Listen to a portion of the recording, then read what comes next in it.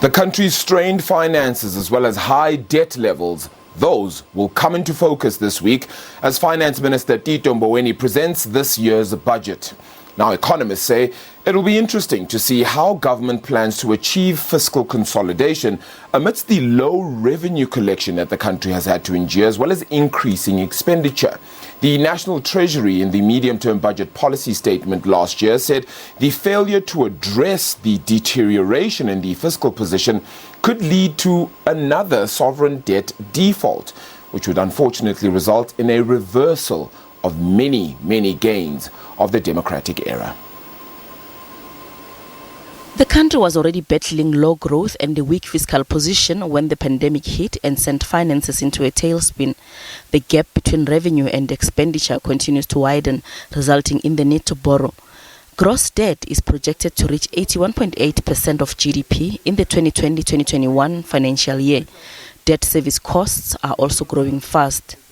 South Africa estimates that it will see its debt peak at 95% of GDP by 2025-26, and indeed this year has anticipated that it could see its debt levels above 80% of GDP. These are very high, unsustainable debt levels for an emerging market economy, particularly one which has incredibly weak economic growth that does not support the servicing of such high debt levels. Indeed, South Africa has continued to see its debt trajectory grow, and as a consequence, this has weakened the government finance position.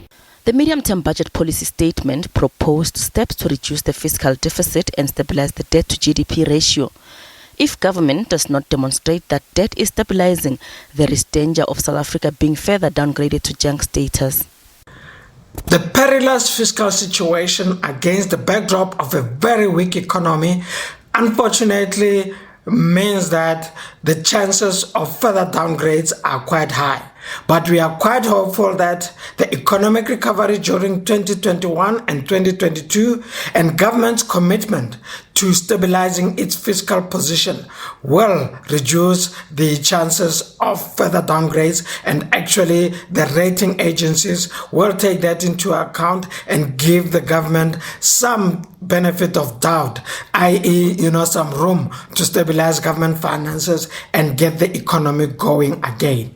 Experts say room for tax increases in the upcoming fiscal year is limited given the current economic environment. Liberty economist Ndani Mansimuli says increasing the value-added tax while consumer confidence is at its lowest amidst the job losses and restricted incomes is unlikely. She also says an increase in corporate taxes would be detrimental to investment needed to grow the economy. I don't think they're going to touch corporate tax. Where they will probably go is the normal suspects, the other taxes that you have on what people call sin taxes and stuff like that. I don't think VAT, I think VAT is a challenge. I don't think the tax base can withstand another, and this is personal income tax, another tax hike, and definitely corporate tax. You don't encourage growth from the corporate sector by increasing the corporate tax rate, which is already high compared to international levels. The country needs substantial structural reforms to turn the economy around, as well as reducing spending.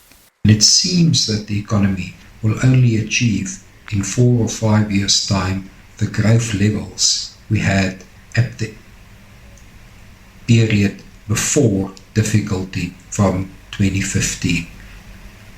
Moreover, we will only see the size of the economy back at the end of 2019 level in about 5 years' time.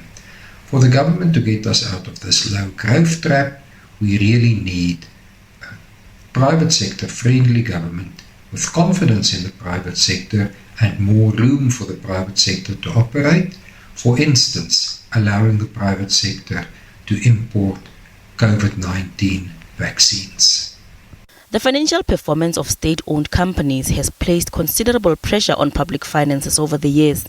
The bailout of state-owned companies will likely continue, with Eskom expected to get assistance for its restructuring process, and SAA will likely receive assistance for its business rescue plan.